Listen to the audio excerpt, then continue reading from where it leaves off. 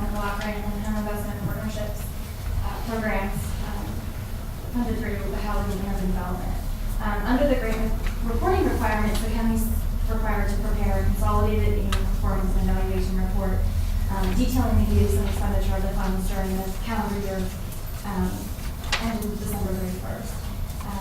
In 2016, the county expended $1,223,675 of CPG and $221,292 of home funds. Those home funds were spent on the construction of 2 single-family houses, both in the Shippensburg area. One was completed and sold in 2016. The second is finished now and will be sold sometime this year. Over 24,000 people benefited from rental assistance, public services, and other public facilities activities funded by the CDBG and home programs. 7 homeowners were assisted with owner-occupied rehabilitation, which brings their homes up to code and maintains their affordability for the county. 2 commercial facade/street view improvement grants were issued in 2016, and 4 economic development loans were issued for the purpose of creating 11 jobs. The county met all of its regulatory requirements as far as spending caps. They were below all of those. The paper has been on public display for comment at the libraries in Shippensburg and Camp Hill, as well as at our offices of the Development Authority. And to date, no comments have been received. So I'd be happy to take some comments now or answer any questions that you may have. Does the board have any questions? I don't have any questions. Does the board have any comments? Anyone in the audience have any comments? Any questions? Hearing none, public hearing is closed. Thank you, Kate. Welcome everybody to the Cumberland County Commissioners Workshop meeting on March 9th, 2017. Please rise and join me in saying the Pledge of Allegiance. Allegiance to the flag of the United States of America and to the republic for which it stands, one nation, under God, indivisible, with liberty and justice for all. Thank you. Call this meeting to order at 9:04 a.m. and open the floor. Public comment. Hearing none, seeing none, we'll move on with the agenda. Item number 3, call on Tammy Bender from our Finance Department for the review of resolutions 2017-8 and 2017-9 regarding budget adjustments. Finance is requesting approval for 217 budget resolutions. The first one is for recycling and waste.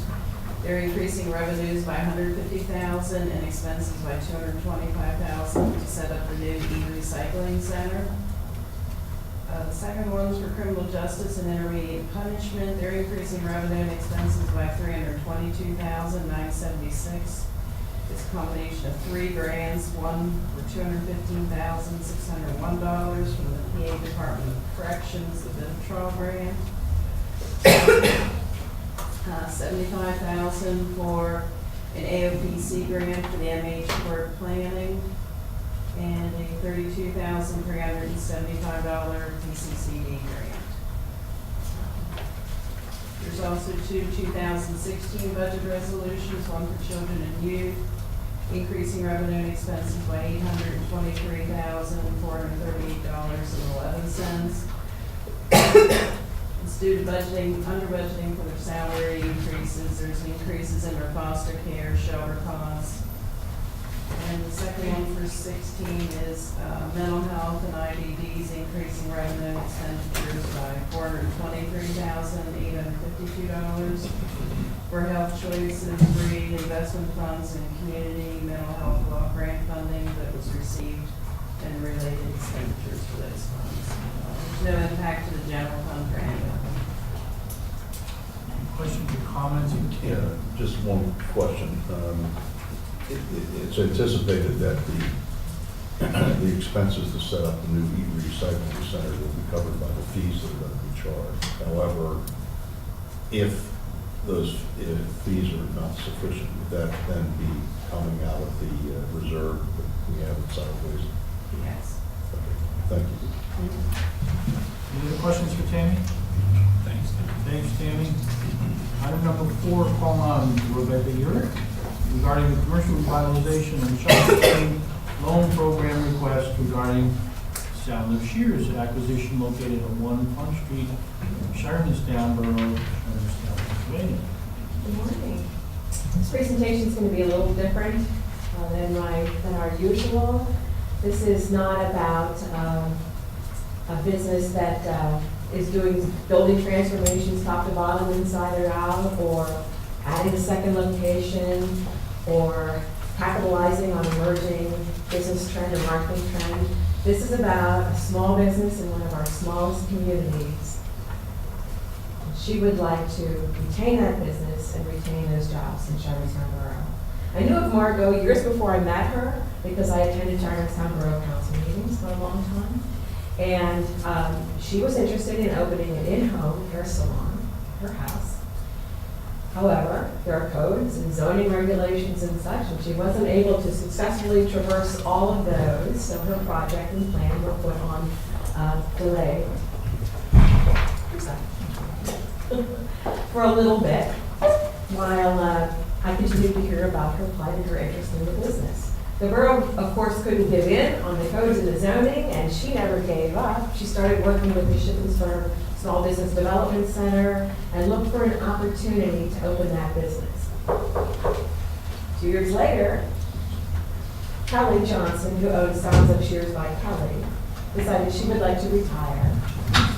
And she put her business quietly on the market, quietly, because she had had Margot Albright in mind all along as the next business owner. Sound of Shears will remain a full-service hair salon, one of 2 handfuls, let's say, of businesses in Shermanstown Borough. At 1 Front Street, this is a property she leases. She will retain the existing jobs that are there now. Those people will have jobs once Margot takes over, buys the business. They have been providing an average of 23 and a half years of service at that location and to their customers, exceptional service over the years. That's a lot. That's a sustainable business. This $35,000 loan request is to acquire the equipment, fixtures, furnishings, inventory, supplies, and other business assets. Although, and including the client book and client data, which, you know, hair salons for women are a little different than barbershops. They're barbershops, we talk about sports and guys that aren't there and politics, and women, we do that, we dabble in that, but we talk more about other things. So she holds all the secrets, all of the secrets. At a hair salon, you expose more than just your roots, right? Yeah. Her business plan includes future improvements and perhaps some service additions, but for right now, she's interested in getting the business and getting started. She means business. She'll put another $30,000 into the project. The CDBG shock setting loan will be secured by a residential real estate property at 7 Southwest Avenue and liens on the equipment, as well as personal guarantees from both Margot and her husband, Keith. The county would be in the 3rd lien position behind Chase Bank and Members First Federal Credit Union. As a condition of the loan, she will add at least one full-time or part-time equivalent jobs within 2 years at that location and retain the 4 jobs that are there. With your approval of the shop setting loan today, she's not just here today and gone tomorrow, she's here to stay in Shermanstown Borough. We'd be happy to answer any questions that you have about the project. And I've asked for copies of the briefing here for you. Any questions for Rebecca? I just wanted to know, so the business currently exists in Shermanstown Borough? Yes, yes. If you know where the railroad tracks are, Yeah. Harry Petro owns 3 or 4, 3 buildings that go off of Front Street deep into that block. And Sound of Shears is in the very front one. Well, I know in a lot of cases with respect to in-home styling salons that, you know, requires like a conditional use permit and so forth. So I'm assuming that all the local requirements have been met for the business. She's going to be exactly where the business has been since Yes. 1989. Okay. She wasn't able to, one of the issues with the in-home business was off-street parking, as I recall. That was at least the most discussed item at council. So that didn't work out, but. So there is existing off-street parking and. There, yeah, we have a parking, we have a parking lot, and there is off-street parking as Is it well. still an in-home operation? No, this is not, no, this is not. That's where I No, was- This is a business, it's, like she said, is It's been there for 20-some years, Okay, and great. then just maintaining what's already there. Here's what may be confusing you. Her address is Front Street. The front of the building looks at Railroad, Okay. Right. Railroad Avenue. So if you turn off of Main Street, you're gonna go to Trindle. This is the building right before the railroad tracks on the right-hand side. And in front of the building is probably a 25-space parking lot. Yeah. Thank you. Okay, there's no changes to the building being made. I think Commissioner Hurst will say, are there any pending issues with the borough of Shireman's? No. No. So I don't know how sticky those things can be. Okay. Thank you. Any other questions or comments? Thank you very much. Thank you. Next we call once again on Kate Molinaro for discussion of the 2016 Cape. I would just request that your meeting on Monday that you adopt the county's authorities discussion in the public hearing. Any questions for Kate? Just stay standing. Yeah. All right, we'll move on to item 6, and once again with Kate, regarding the memo and certification form provided by the U.S. Department of Housing and Urban Development regarding Cumberland County Housing Authority consistency with consolidated plans. Every year, the Housing Authority is required to prepare an annual plan for submission to HUD detailing how it will spend its housing choice voucher allocation as well as its public housing operating dollars. Because the Housing Authority is considered a high performer, it's only required to submit an abbreviated plan. Part of that plan requires local official certification that the PHA's plan is consistent with the county's consolidated plan. That plan, as you know, is prepared every 5 years with support from our office, and it identifies affordable housing as a priority need. The availability of the Housing Choice Voucher Program as well as public housing in the county meets this need by providing working families, seniors, and those with disabilities to live in decent, safe, and sanitary housing that's affordable to their families' budgets. And so I would recommend that the commissioners approve the certification of consistency. Any questions or comments for Kate on this item? Okay. Item number 7, Kate, you're up again, but do note that there is an action requested, and that is regarding the discussion of the subordination request regarding the county's loan to Seneca. In 2006, the county commissioners approved a loan to Seneca Realty in the amount of $70,000 for the purpose of creating 2 jobs. The loan was secured by properties located at 7 through 13 East King Street in Shippensburg. At the time of issuance of the loan, it was in 3rd position behind a $2.5 million Orrstown loan and a $500,000 credit loan. This specific loan has been subordinated once before in December 2006 to an Orrstown refinance. And there's also a 4th lien position behind, recorded by Shippensburg Borough. We received a request late last week to subordinate this loan to an Orrstown refinance, which fixes payments on an open line of credit that Seneca has with Orrstown. The current balances are the new Orrstown loan would be $2.3 million. The credit balance is $153,572. The county's balance is $68,833.35. And I'll note that their payments were deferred 10 years, so Seneca just started making payments in October of 2016. And Shippensburg Borough balance is $95,121.63. The county's loan would remain in the 3rd lien position behind smaller Orrstown and Reed loans. The loan will remain secured by real estate at 7 through 13 East King Street, which recently appraised at $2 million. The borrowers met the terms of their CDBG loan agreement, and so we are recommending that the commissioners approve the subordination of this loan. And the solicitor has reviewed all the information in the subordination agreement. Before an action is taken, are there any questions or comments for Kate? Kate, the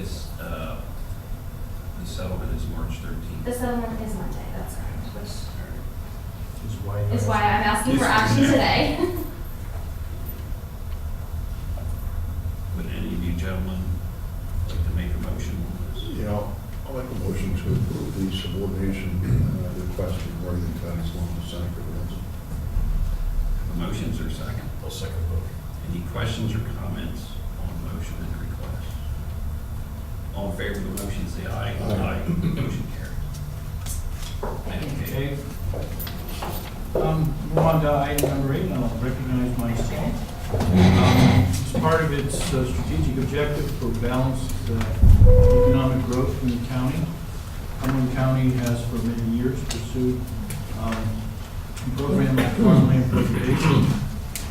And the county-run program is required to comply with various federal and state regulations.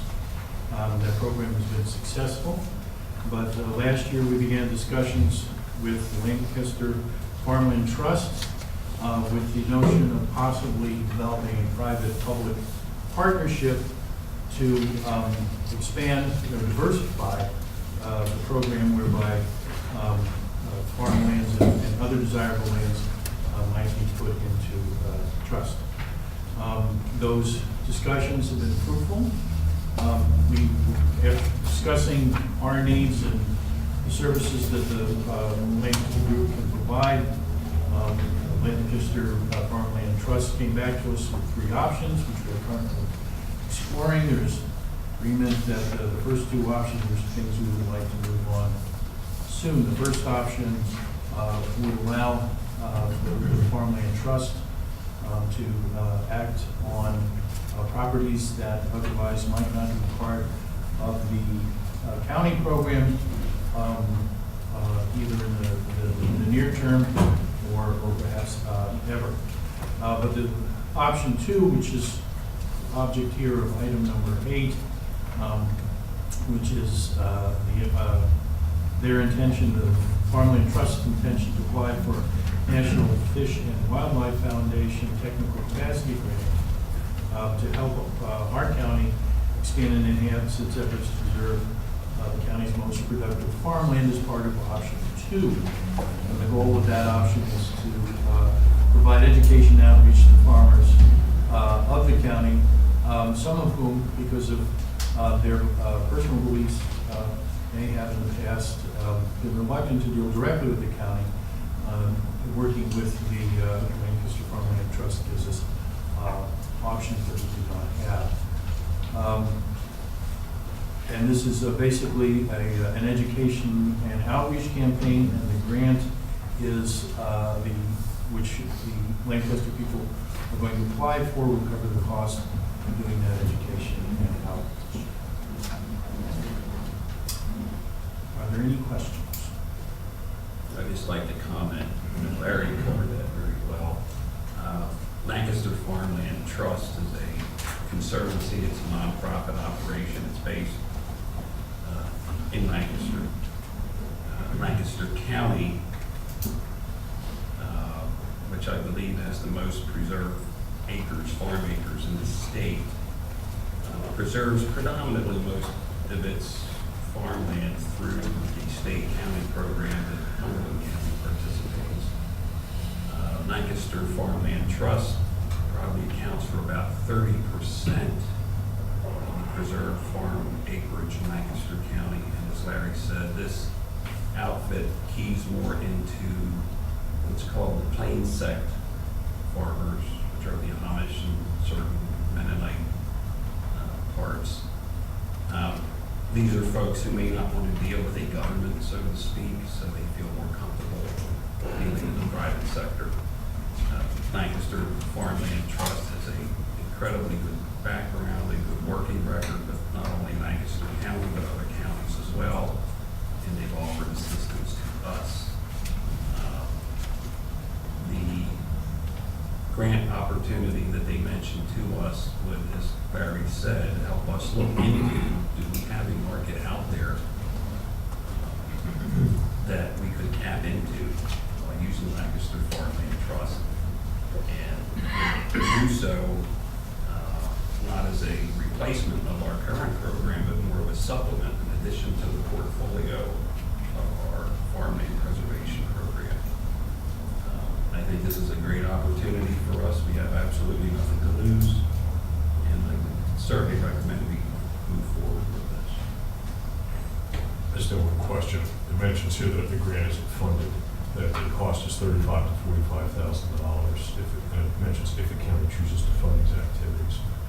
What we're being asked to commit to now is simply approval for them to apply to the feds for the grant. This does not obligate us in any way. Correct. That is correct. If that grant were not to be approved, then that would be a separate consideration for the Board of Commissioners. Just add my comments. I'm enthusiastically supportive of this. I think that this partnership with Lancaster Farmland Trust will enable us to bolster, supplement, not supplant, our existing farmland preservation effort in the county. This is hopefully going to allow us to, with this partnership with the Lancaster County Farmland Trust, to preserve more acreage of farmland than we otherwise would in our county. And while we've made significant progress over the years, we still know that only a small percentage of top quality soil farmland in Cumberland County has been preserved. So I think one of the reasons that we looked at Lancaster, as Vince mentioned, they essentially are the leaders in the state in terms of farmland preservation. They have some very top quality soils in Lancaster County as well. So we can learn from Lancaster County Farmland Trust's expertise in this area, and I look forward to the partnership and moving both this program and our existing farmland preservation program forward. Any other questions or comments on this item? I just want to be clear, we're only discussing option 2 today. We're not talking about these other That is correct. items that have a real price tag, so, okay. That is correct. Okay. Like I said, for comments on the item. Certainly interested to see what these folks can do for us in terms of measuring the market out there. I'm looking forward to us having a robust discussion on how we're going to pay for all this. Okay, thank you, Commissioners. I'm going to turn it over to Sandy Moyle for contracts and rates. Thank you, Larry. For agenda item 9, Roman numeral 1, there were no existing contracts, contract extensions, or addenda with no additional cost or increase to the county that were presented for today's workshop. That being said, we'll move on to agenda item 9, Roman numeral 10, consisting of new contracts, vendors, services, grants, and contracts with increasing decreases to the county. And begin with Christine Bowden joining us via video teleconferencing to discuss the agreement between Aging and Community Services and Center of Independent Living, Central PA. Christine? Good morning. This morning, I'm asking for approval for the Center of Independent Living pass-through contract for the ADRC. This contract is because Ginger Monstead took another position and still will fill that position for the ADRC, which is the Aging and Disabilities Resource Center. Are there any questions for Christine? Thank you, Christine. Thank you. Next, I'll call on Lisa Reiner to discuss the 10 agreements for children in need. Lisa? Good morning, Commissioners. I'm here to ask for approval of 10 fiscal year 16-17 contracts.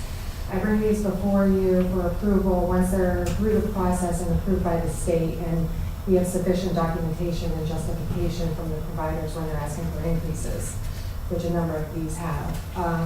The first one is a Banco. There's a $382 decrease. This is for our state computer system that we communicate with the state. Lisa, I'm sorry, you said decrease? A decrease, yes.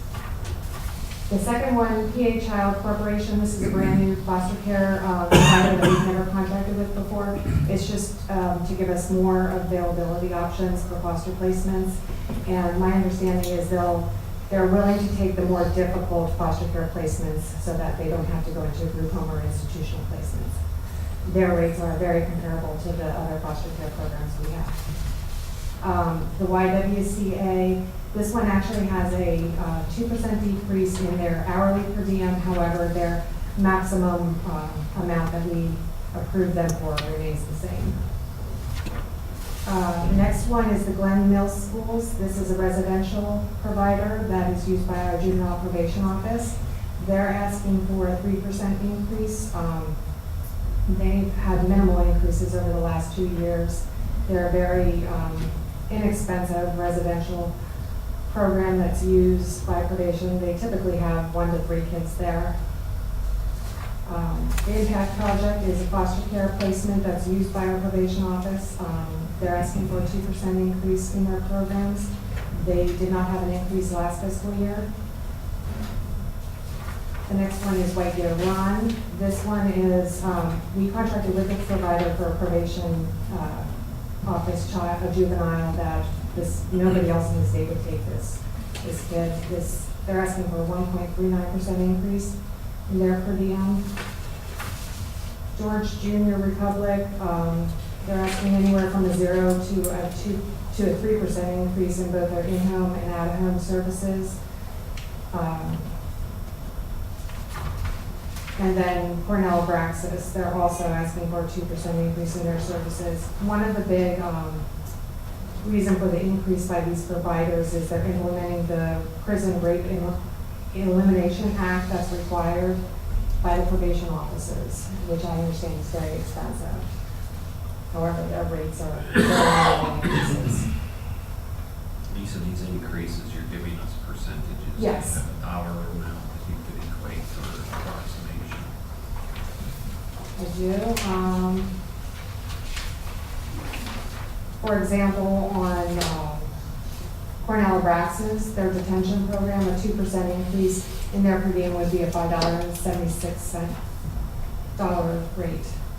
I have rate sheets if you want to see them. There's like. Maybe you could send it to us in an email. Absolutely. Before we take action on it. Some of them might be like a $1 increase, 84-cent increase. And these are as needed. We don't use all these programs with each provider. Any questions for Lisa? Thanks, Lisa. We'll move on and call on Tammy Bender, who will be discussing 2 agreements for CMRC County. Nursing home has 2 contracts. The first one is ability prosthetics and orthotics. They provide nursing home therapy with prosthetics and orthotics on an as-needed basis. It's based on their 2017 fee schedule. The contract is a do not exceed $5,000.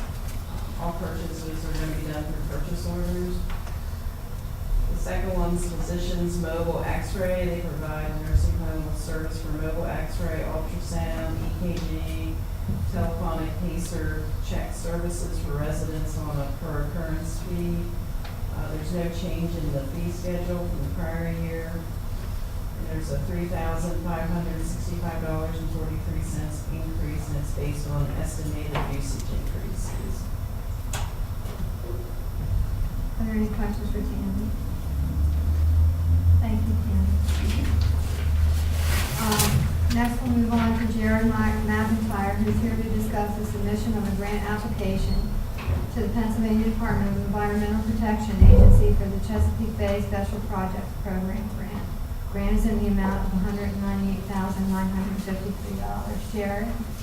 We're requesting permission to submit a grant for the Chesapeake Bay Special Projects Program in the amount of $198,953.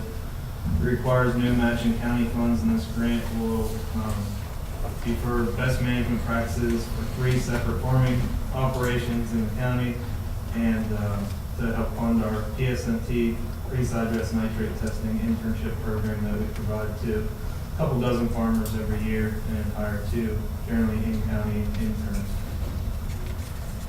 This is federal funding through DEP. Yes. Are there any other questions for Jared? Thank you, Jared.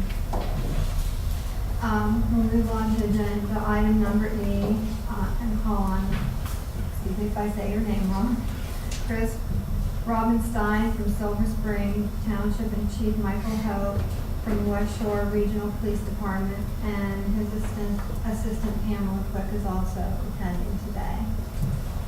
Morning, Commissioners. We're here to request approval to submit the grant. It's through the state's Pennsylvania Commission on Crime and Delinquency. It's for a computer program that helps us further along our accreditation process.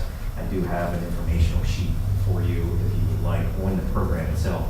It assists us in collecting the data, compiling it, and sending it through to the commission that reviews everything in a much quicker time and less manpower involved. It also helps us continually strive with training the officers on it. It gives us data that it was tested and retested so that it's not a piece of paper saying we did it and here's what they got. It's sent out electronically. It's all stored that way. The plan for both departments to get a 5-year chunk of this, which is fantastic for us. Accreditation is in 3-year increments, so it gives us time to implement it, use it, and then also get through re-accreditation. And there are no county matching funds requested. Are there any questions? Just for our understanding, I understand this particular grant request was kind of unusual in that Cumberland Police Departments can apply directly to PCCD, but this was set up where it needed to come through the county's criminal justice policy. The majority of our grants are directly to PCCD, and we both hit a wall with not being able to do this for some reason until we found out it had to come through the county. Rebecca was incredible in helping us at last minute notice to get it through there.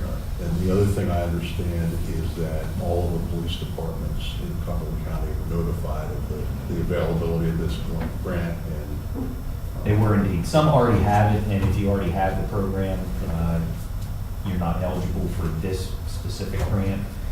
We're both at the starting stage of trying to get into the power DMS. but all of our police departments who were interested were eligible to participate and move out at the time. Yes, sir. Any other questions? Chris, today, I don't know if you know the answer, but are most police departments in the county accredited or not accredited? I think when I left office, most of them were. I don't think that we could say most, but the number has increased growing. in that time. And I think grants like this will help because the main thing in starting an accreditation is the immense time that is being put into it. And these programs help streamline that where you're not using multiple people's hundreds of hours. It's the initial setup, obviously getting all your general orders and your operating procedures in it. But once you get to that point, everything's streamlined. So I think some programs like this are going to help more departments do it. Thank you. Any other questions? Thank you very much. Moving on to agenda item F, Linda McCollum is joining us to discuss the agreements for MHIDD for fiscal year 2016-17 for intellectual and developmental disabilities and fiscal year 2016-17 early intervention. Linda? The intellectual disability contract is with Vista Outpatient Services. This is a new contract. They will be doing services that have been authorized through the PICSIS, which is the state program for behavioral support and home and community rehabilitation on the contracts in the amount of $26,045. The 5 early intervention contracts are all increases. The per diem rate does not change. The state sets that, but they are all increases due to the additional services that these providers are picking up of our early intervention children, which is an entitlement, and we don't have the right to say you can't have those services. But none of these affect county match at this time. Any questions for Linda? Thank you, Linda. Thank you, Linda. Agenda item number G, Kirk Scudder will be joining us via video teleconferencing to discuss the submission of a grant application to Pennsylvania Department of Transportation to increase funds for preliminary engineering and to add funds for final design, utilities, right-of-way, and construction for the old bridge. Grant is in the amount of $3,286,000. Kirk? Commissioners, this is our reimbursement agreement with PennDOT adding the remaining phases of the project. $3.2 million, we're paying 5% of that. Any questions for Kirk? Go get it, Kirk. Thank you, Kirk. Agenda item H, upon Bob Shisley, who will be discussing the agreement between public safety and Century Lane. Bob? This would be renewal of our PRI, or our primary rate interface. That is the two boxes that provide all the phone lines for the public safety building. There's 24 on each of the two boxes, so it basically provides 47 phone lines. That renewal is $8,760 annually. It's a 5-year contract agreement, so total cost is $43,800. That was renegotiated by Claudia, so it's actually $1,200 less than it was in 2011. And we were able to also negotiate a change in our long distance agreement. They included a 5,000 block of free long distance for each of the PRIs, so we get 10,000 minutes free per month.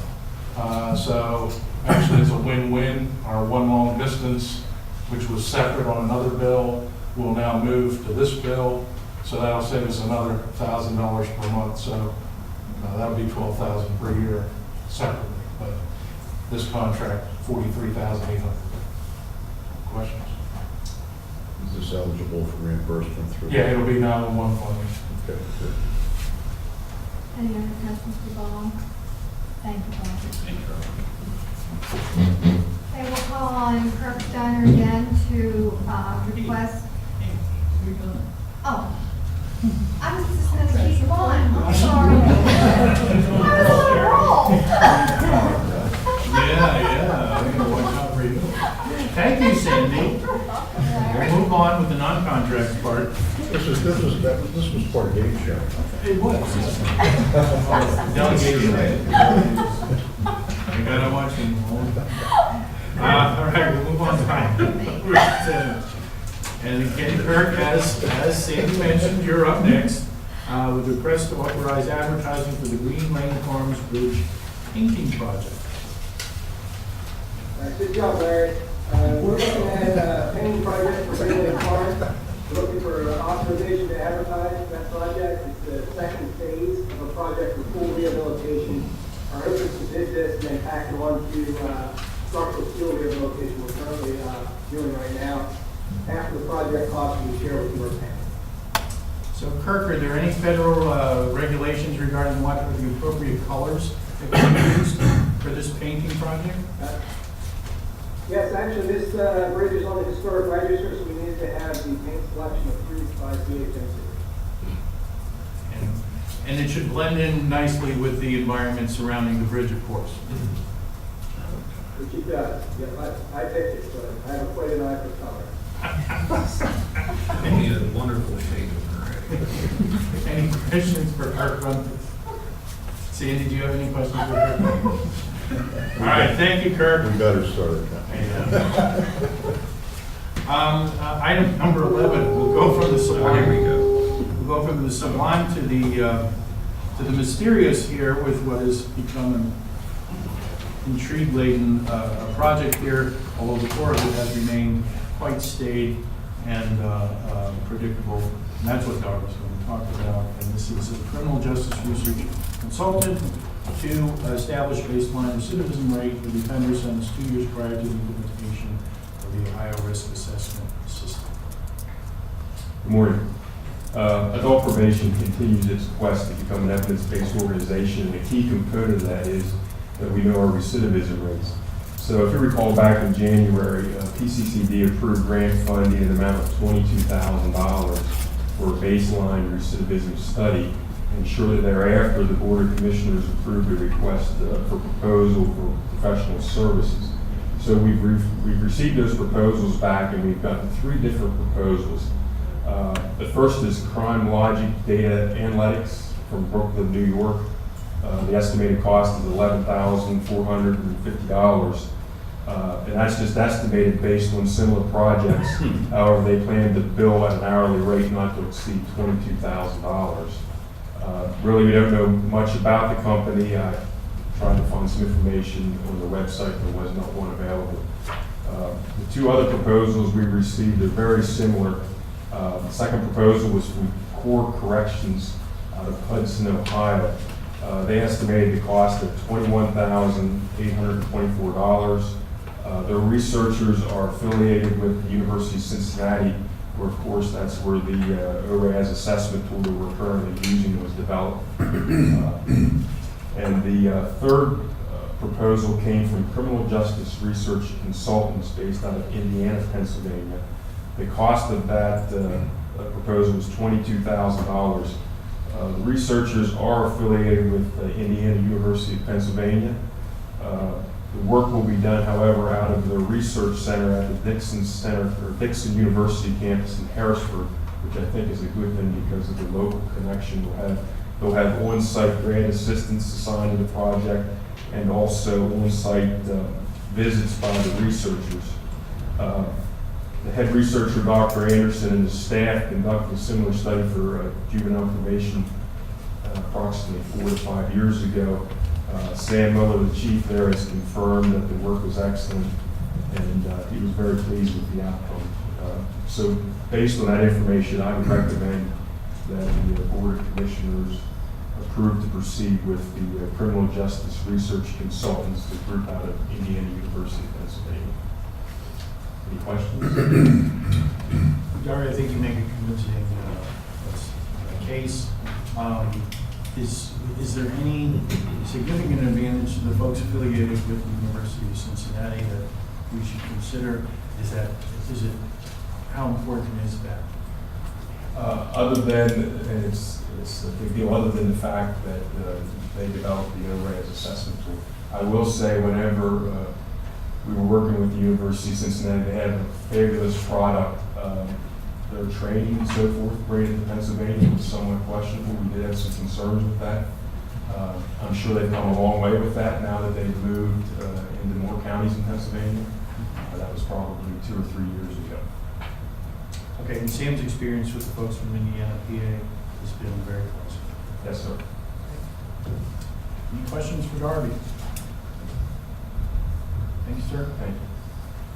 All right, we'll move on to item 12, discussion of capital project requests. And Brad King, you're up first to the nursing home, the FSES engineering survey project cost. And there is an action request on this. Morning, Commissioners. As you know, we brought up at the CNRC last board meeting that upon our survey, life safety survey, we were told that we would have to have a new FSES done as a result of the change in the 2012 adopted code for life safety, 2013 FSES code change. We were told, since 2004, when the last FSES was done, we received 3 FSES waivers on all of our surveys, which will no longer be allowed. One has to do with the building type for the tower building. It is rated in the type 2-000, which is not allowed for a multi-story building above 2 stories. The second waiver had to do with extended smoke zones. The smoke compartments were too big. And the third had to do with a couple extended travel distance to exits. Since we talked at that last meeting, I brought this to your attention, we have to have an engineering study done. We have found out that they will allow us to apply for the 2 waivers, the one for the extended smoke zones and the one for the travel distance. But the one for the tower buildings of the type 2-000 would not be allowed under the new code. So we do have to proceed with an engineering study, and we contacted 2 engineers. One was named by the QDOT engineer, which was recommended by Life Safety. The other one was Koffel, engineers out of Maryland, which was recommended by one of our vendors from Siemens. I gave both of them the information, and we had 2 goals. Well, actually 3, but the first goal is, what is our building now? Is it a type 2-000? Because according to the life safety inspector, he thinks it might be higher just by poking his head around above the ceilings and stuff. If it's not a type 2, or if we're not a type 2-222, what do we need to do to get to that? Is it attainable? So QDOT came out, did a very basic, just checking the building to be able to put a proposal together.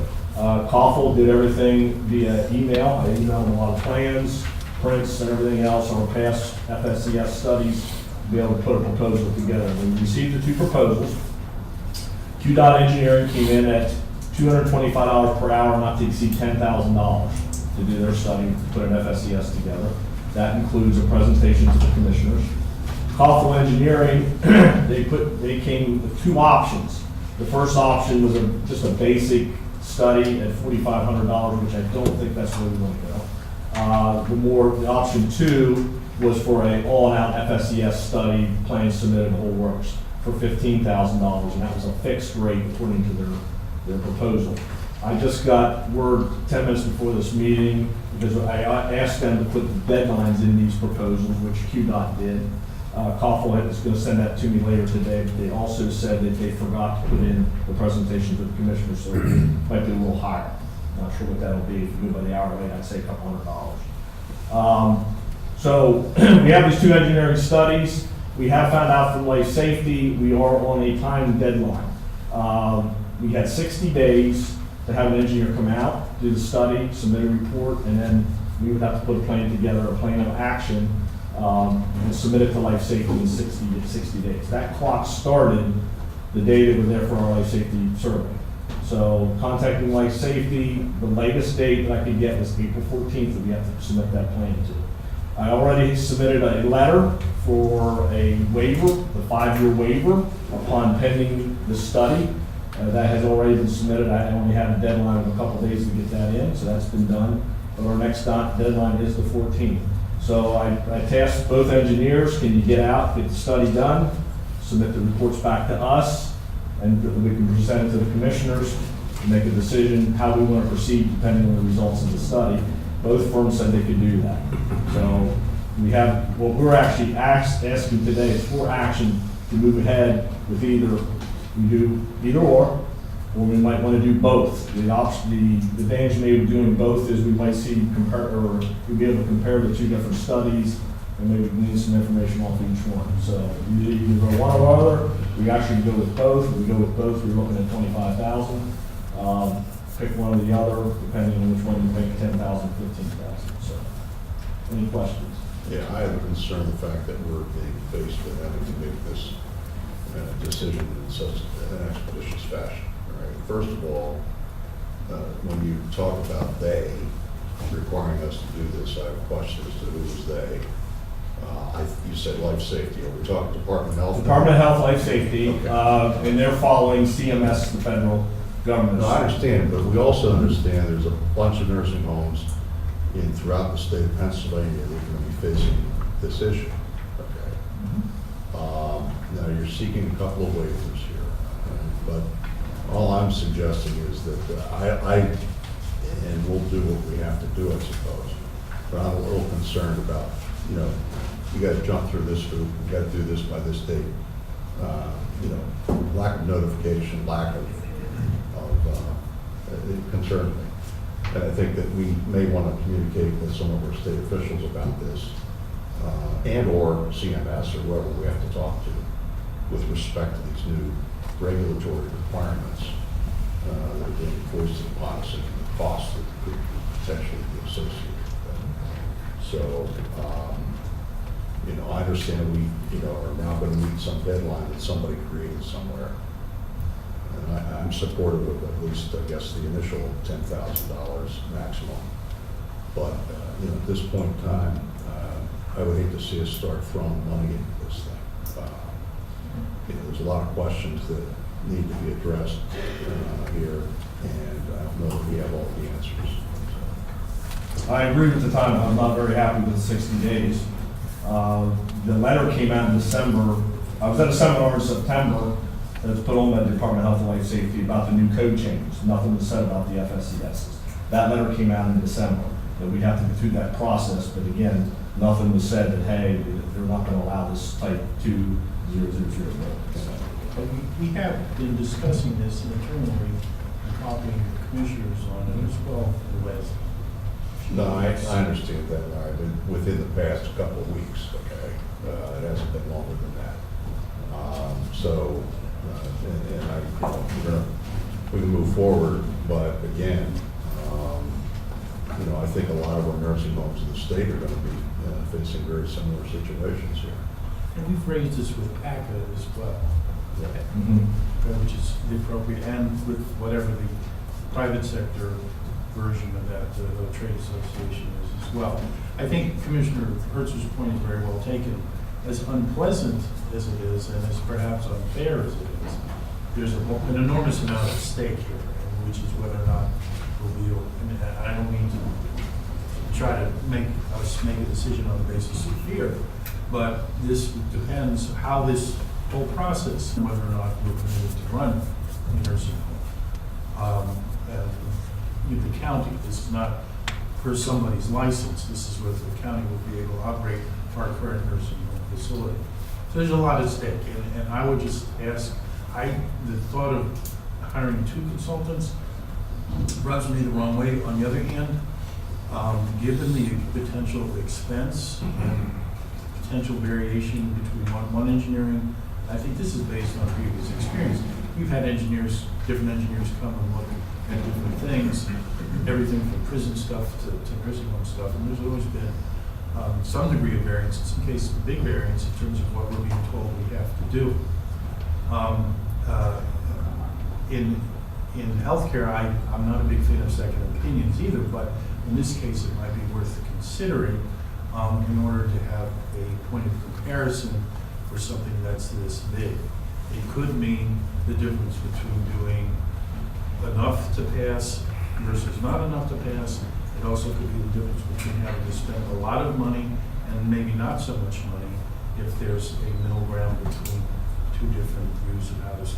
So while this, again, this rubs me the wrong way, as it does, I think, everybody else, I would just ask the commissioners to consider the possibility of having 2 opinions on this, given the total amount that's at stake here. And also the potential amount of what we might have to do to remediate any of the issues within the current structure. Brad, the engineering report or reports, they will identify items that need to be done in order to comply with the DOH, correct? For the, to get it to that type 222. Correct. We're also going to have them look, I didn't mention the third option, I want them to look at also the other 2 FSCSs, because we know they're down the road, they could go away too. Yes. And they might be simple fixes, I don't know, that's what we can identify. Now, the waiver request that you apply for, a 5-year waiver request, what exactly does that? As long as the plan that we have to submit within the 60 days, then we have 5 years to carry that plan out. Okay. And we have to show every year on our life safety survey, we're going to get dinged, and we have to show them what progress we have made. Because the comment was, they said someplace, and the reason this has been going back and forth with life safety, that they want all this, is in some places we're just pining for a waiver, they're not going to do it. And they said that's not going to be acceptable. Okay, so based on what's found, we would have, in the best scenario, 5 years to comply. Yeah, we need to have more study on this, but you know, the fact of the matter is that on one hand, you know, through the IGT and some other efforts, you know, the state is trying to assist us in terms of maintaining the viability of our nursing home. On the other hand, we've got, you know, bureaucrats who are telling us about new regulations, you know, that fly in the face of that. And I'm not, you know, against important safety regulations, don't get me wrong, all right? But sometimes you gotta look at these things. I know that years ago, you know, the federal government, you know, they started talking about asbestos removal, for example, in our schools. We had a lot of folks made a lot of money coming in and telling school districts that they needed to tear down their schools and spend all kinds of money, when encapsulation, a much lower cost, would have solved the whole problem. So what I'm worried about is the private sector profiteering on this. And, you know, we need to make sure that, you know, we're following the rules. But again, I mean, these engineers are in the business to make money too, right? Yeah, in all honesty, the engineers are just going to do the study, they will not do any of the work. And then that information will be sent to, or CMS, VA Life Safety. CMS is going to make the final determination of the import. And for that reason, and I know having two sets of eyes is not a guarantee that there won't be, manipulation of this, but I think just statistically, it improves your chances of getting a truer picture of it rather than a bias. Can I just make a comment? Before you vote, I just want to make sure you understand that there's, QDOT engineering was recommended by Life Safety. And in order to get price comparisons, we reached out to Siemens, who does not do that type of study. They recommended COFEL, and that's why we got the additional study. So there's two different proposals for the same study, but they may come up with different conclusions. And the reason for the expeditious nature of this, and it's almost annually where we are under deadlines at the nursing home with Life Safety and the Department of Health. Every time they come in, Brad has to initiate a plan of correction within a certain timeline. In this particular situation, they made the decision all of a sudden to do this, and didn't really, I think the main thing that I guess would be upsetting is that a short time ago in September, when Brad was at seminars, none of this was mentioned. It wasn't until December or January where this came to light. Well, that's one part. And that's what I agree completely with what Jim's saying, but this is a situation where it has to be corrected, and we may be in compliance, but we won't know that until after the FSCS is done. John, what's your thought about having one versus two? Well, with two proposals, you're pretty transparent with two proposals because it's going to give you two different findings. They might be exactly the same. But then again, someone said, the one study, I'm hoping that the COFEL study as well as the other one addresses both the additional issues so that we may be able to correct all three that have been wavered or grandfathered in, but no longer the case. So I would say we go with both proposals, because if we do the one proposal and Life Safety rejects it, where are we at? Keith, have you seen this? I've seen both of them. Okay. My recommendation to you, regardless if you go with one or two, is not to accept the proposals, but to authorize the county to enter into a professional services agreement with one or both of them, subject to the solicitor's approval. And I say that because I've read the proposals, and I've never read an engineering proposal that I found acceptable. So, and they should be using our contract anyway.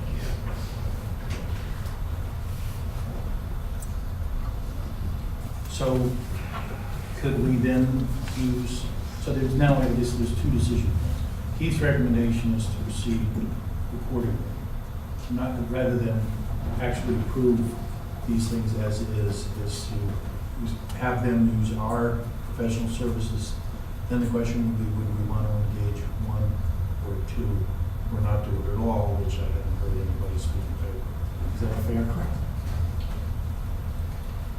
Do you want to take those one at a time? Proceed according to Keith's recommendation? And the reason why we can't do this on Monday is what? Oh, no, we don't have to make. Monday's okay to make a decision. I'm kind of new to this process. Yeah, you said actually Yeah. request. Yeah, both firms said if we can get, approval by end of next week, that they can be here the following week to start the study. And one firm said 10 days to get the results back to us. Gary, do you have any comment? I know you won't be here.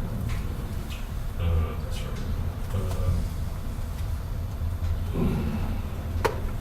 No, I don't think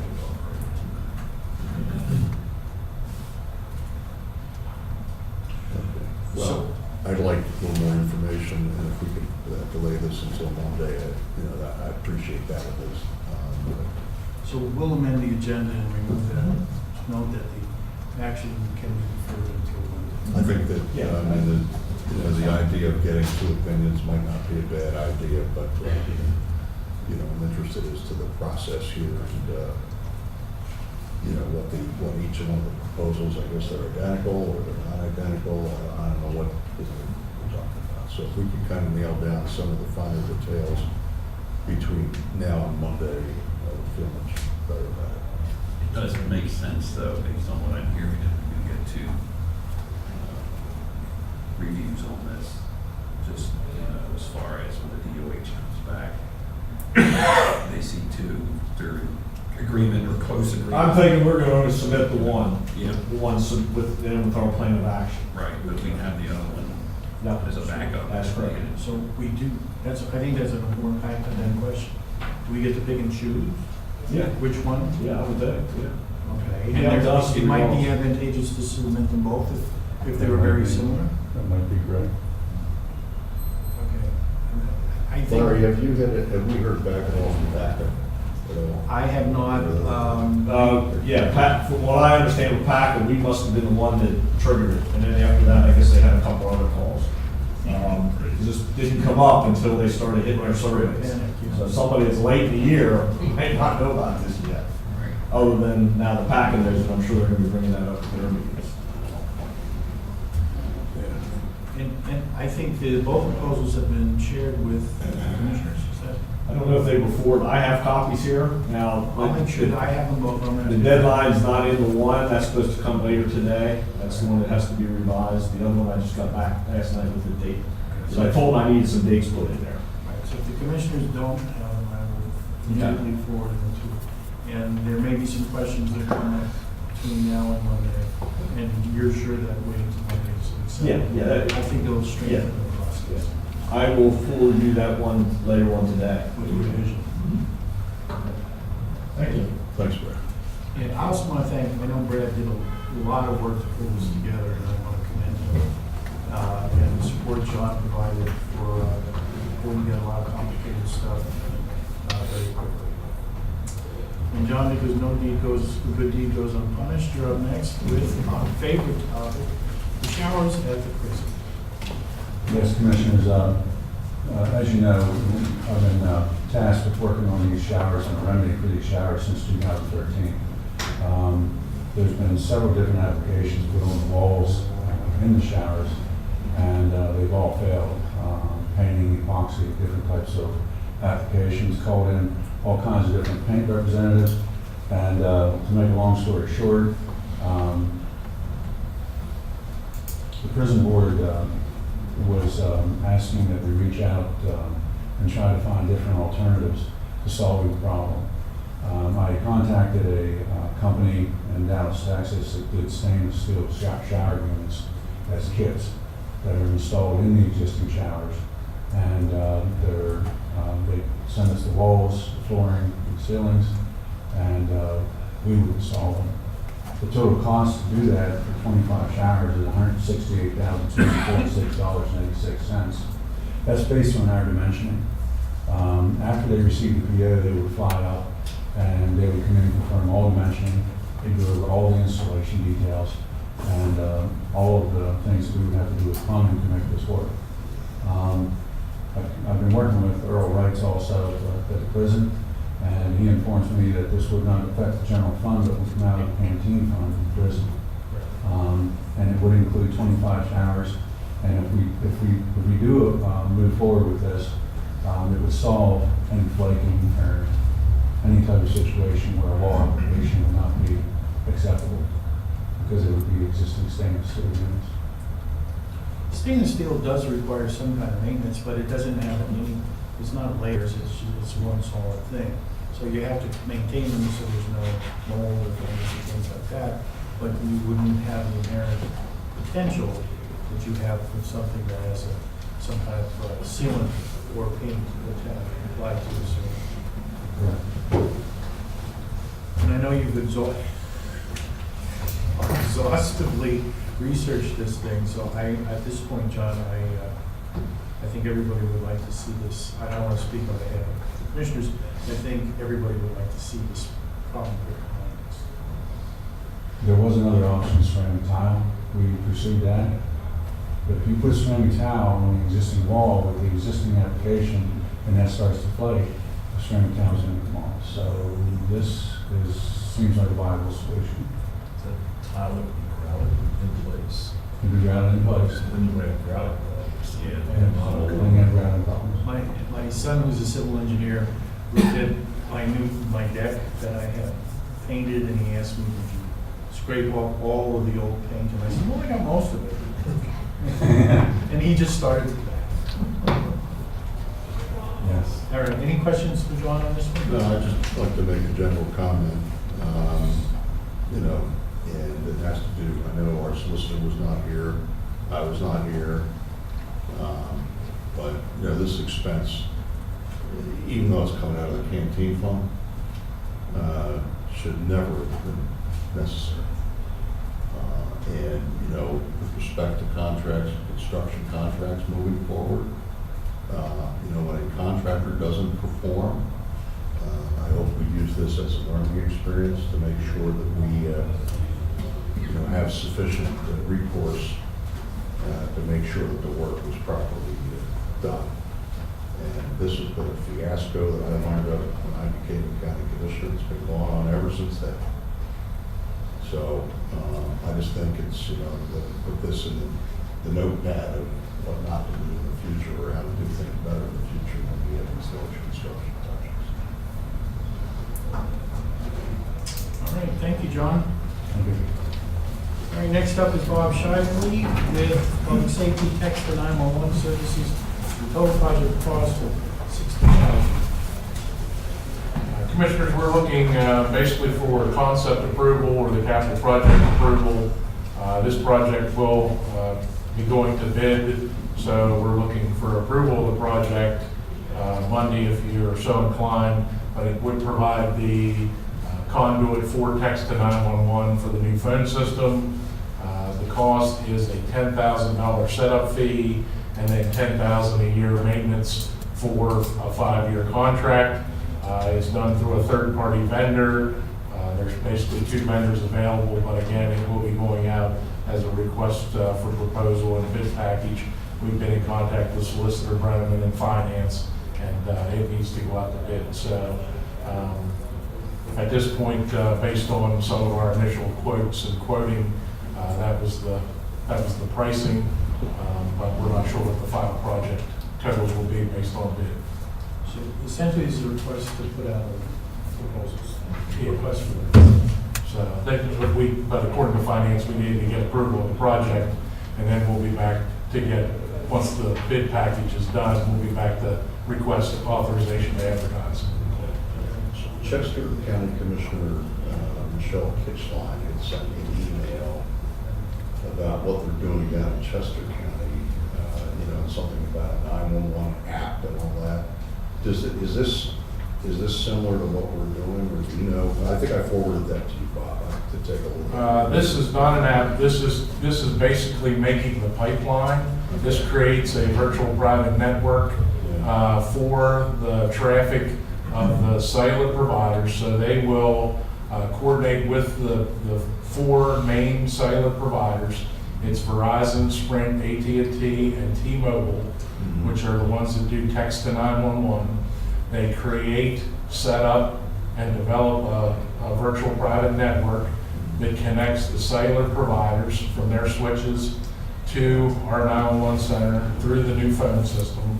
And then they maintain that pipeline, if you will, so that when someone texts 911 through those providers, it'll come to our 911 center. And then that is all done through an application on our new phone system. The new phone system will be text to 911 ready, but this service is a third-party vendor service that makes that work.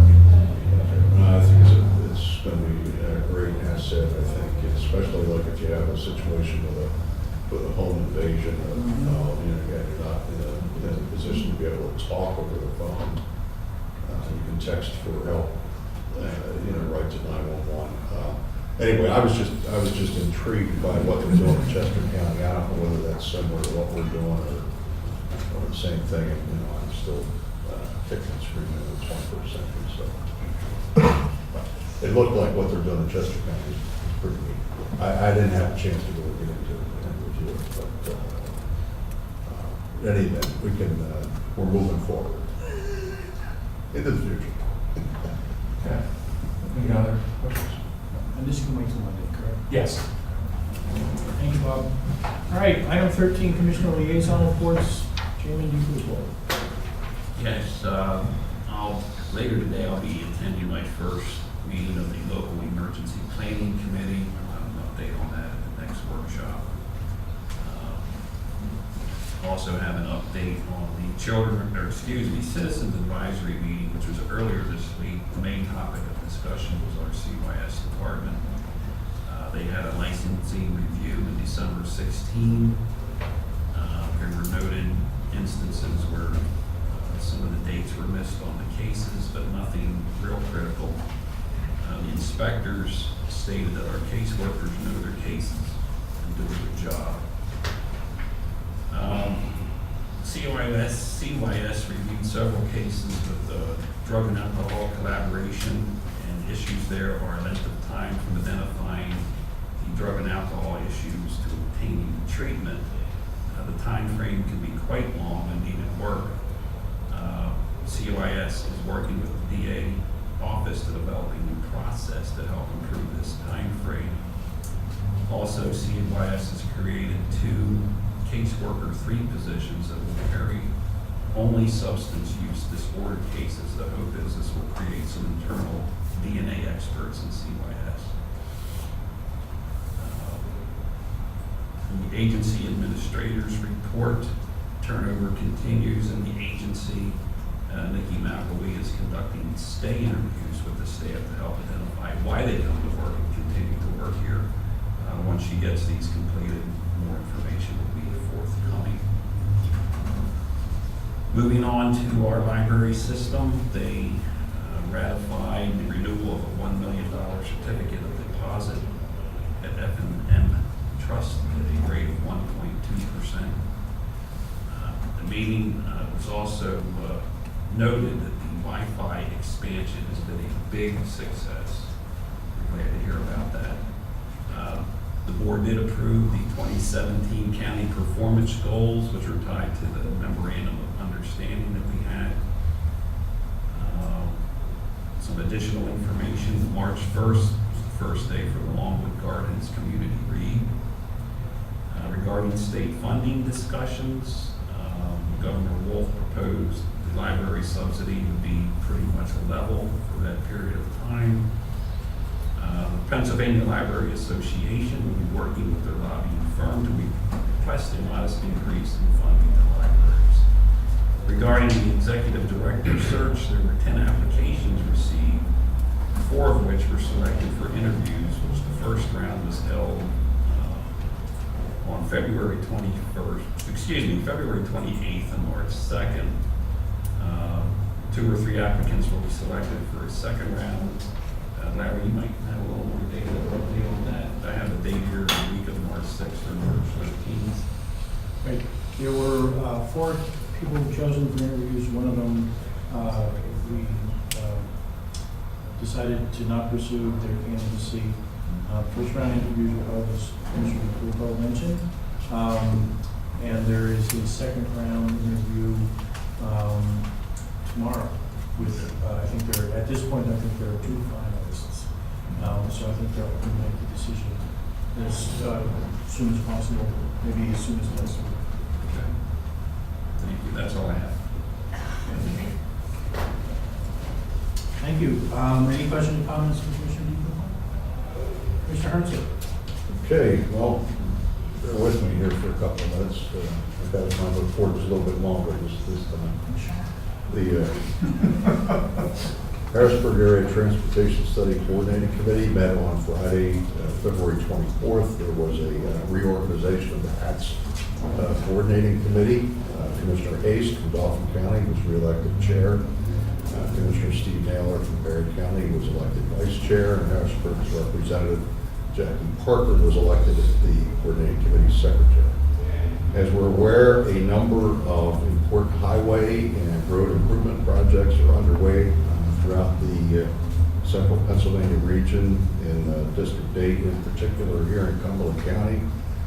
Work is progressing on the $22.4 million widening of I-81 to 3 lanes in both directions between the interchange of 581 and and Route 114. The lowest bid on the project actually came in $4.6 million below what had been originally estimated, and that $4.6 billion has been returned to the Region's Highway Reserve line item.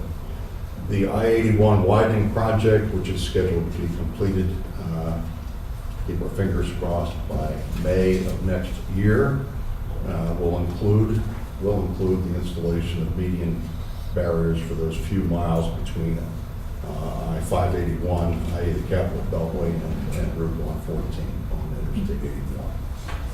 There was a modification to the TIP, the region's current transportation improvement plan, to include an additional $2.5 million from the Highway Reserve Fund for the construction of the Erford Road Bridge Replacement Project in East Pennsboro Township.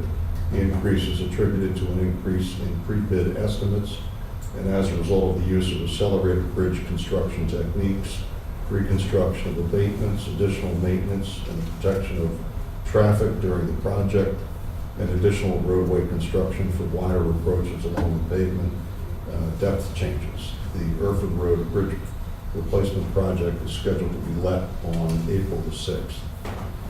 Also, while I don't have the particulars, I understand that PennDOT has approved supplemental funding for the exit 48 and 49 on I-81 study that KDIC and AHEC, with our support, has been seeking.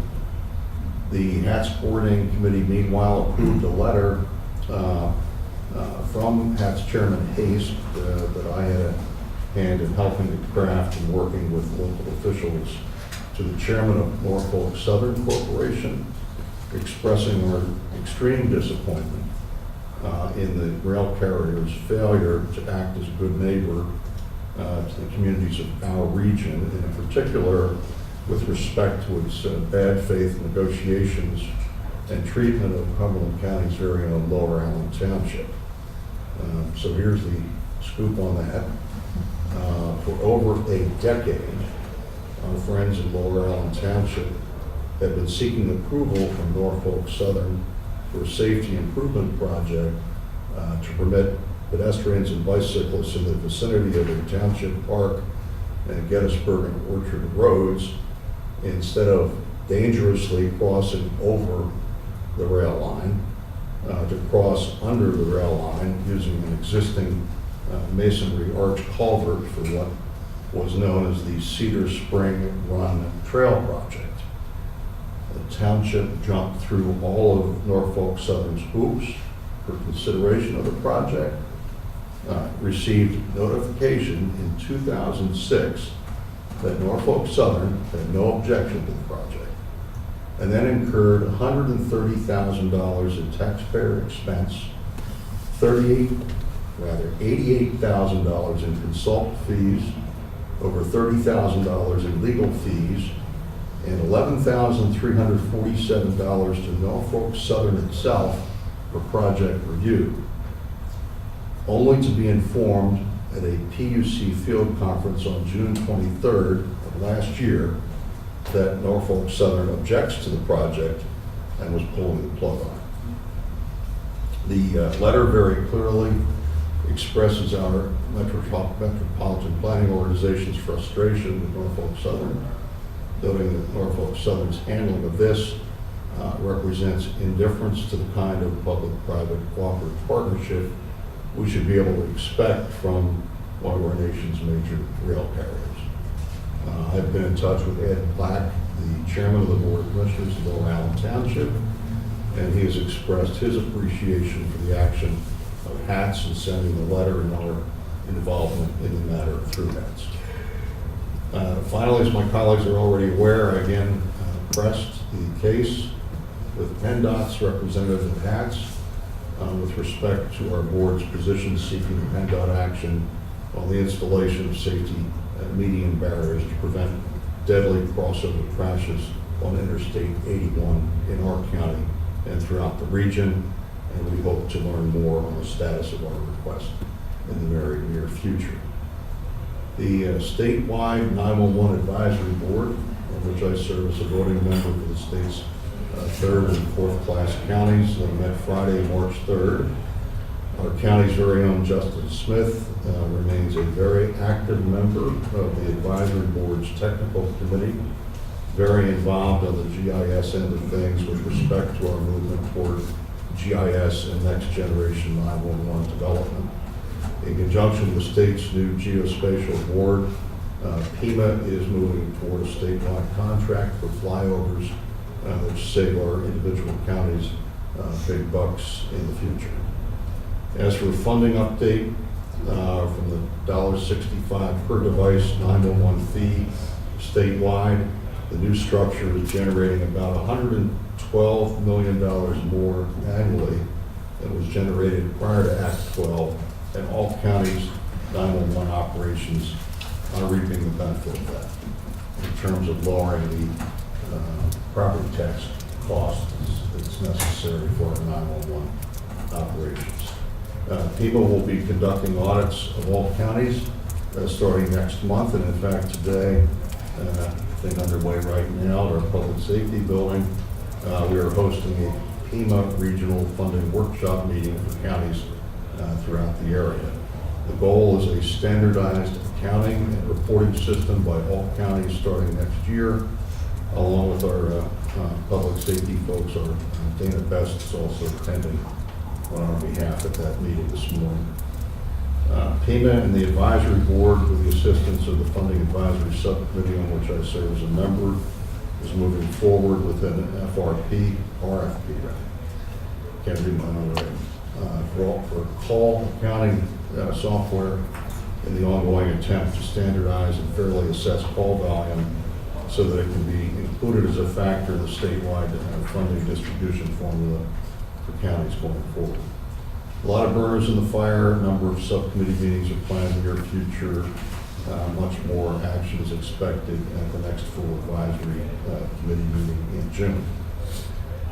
Last Monday evening over in Harrisburg and Tuesday evening this week here in Camp Hill, I attended meetings of the Citizens Advocacy Group known as Fair Districts Pennsylvania, as the organization seeks to encourage our state lawmakers to take action on the proposed constitutional change needed to turn the process of congressional and legislative redistricting over to a nonpartisan citizens commission and removed from the hands of the political party politicians. They were very encouraged and indicated their appreciation for the fact that this Board of Commissioners unanimously approved a resolution in support of this reform. And the turnout at both of these meetings was significant. In fact, the meeting that was held in the Camp Hill Giants community room had to be split in two because of the fire regulations with respect to how many people can fit into one room. So there's an awful lot of interest in this, and one of the things I think might be worthwhile is for us to actually consider adopting a new resolution now that we're in a new legislative session. There are a number of new members of the General Assembly. And I also believe that we may also want to resubmit this for the county, for consideration by the County Commissioners Association of Pennsylvania in the year ahead.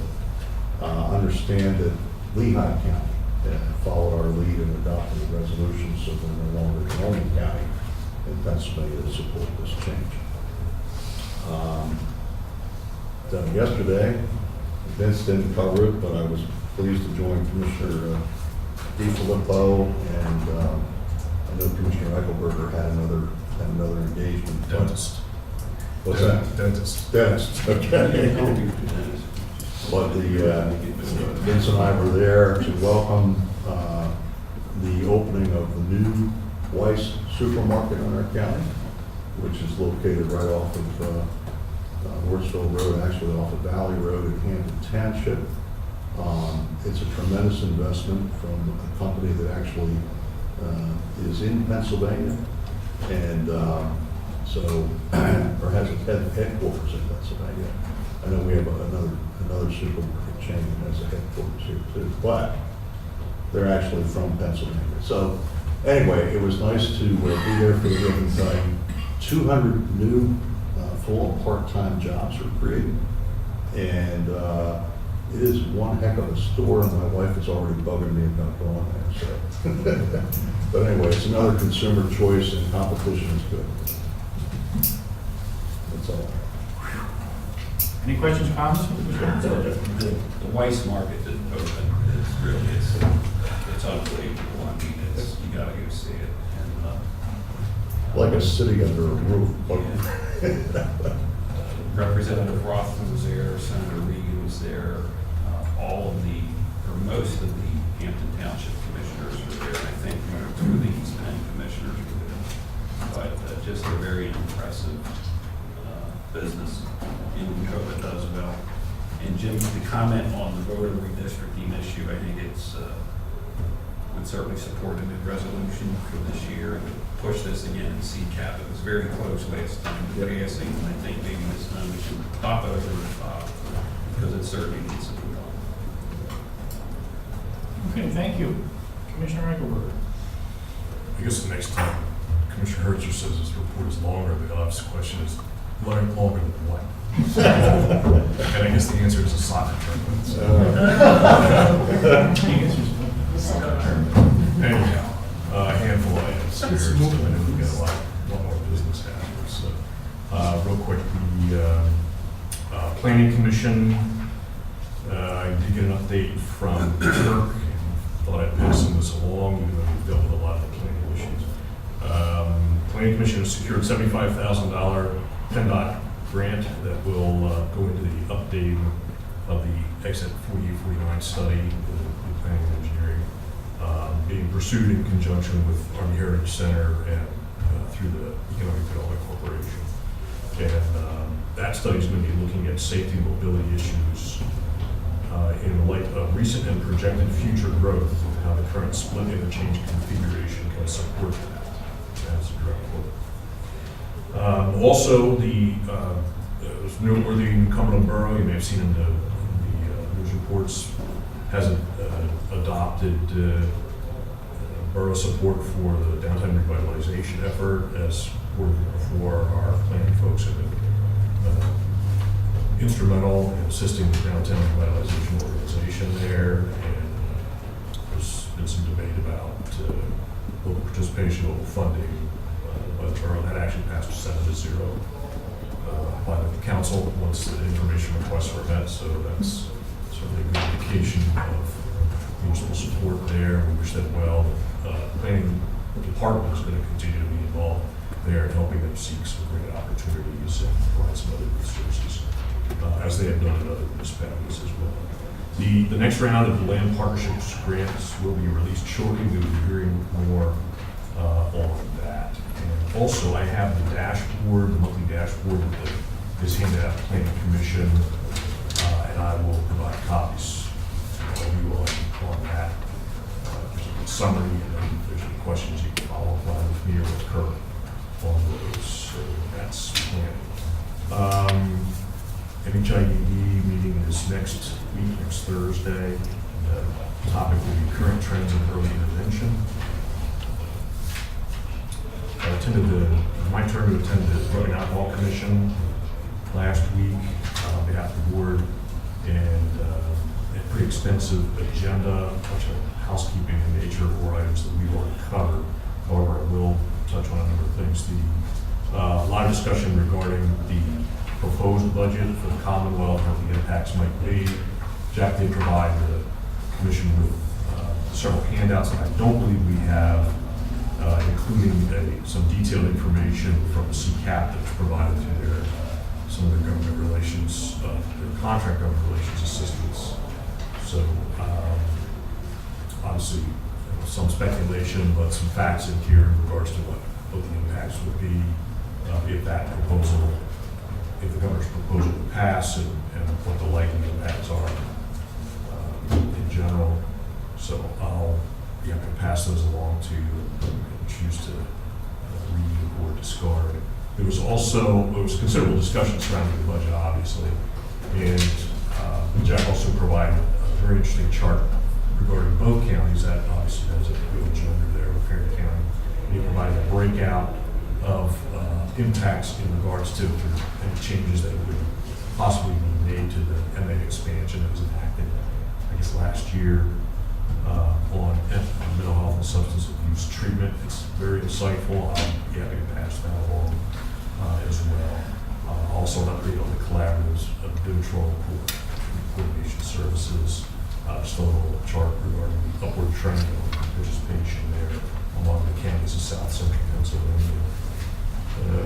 Let's see here. And a number of training items that were discussed as well, including topics of strengthening families, building up our youth, and journey of recovery and hope, all upcoming. So I think that's all I have. I also have some clips that Jack provided to the commission, which are pretty interesting topics that regarding the opioid in particular. So I'll be happy to pass those on as well.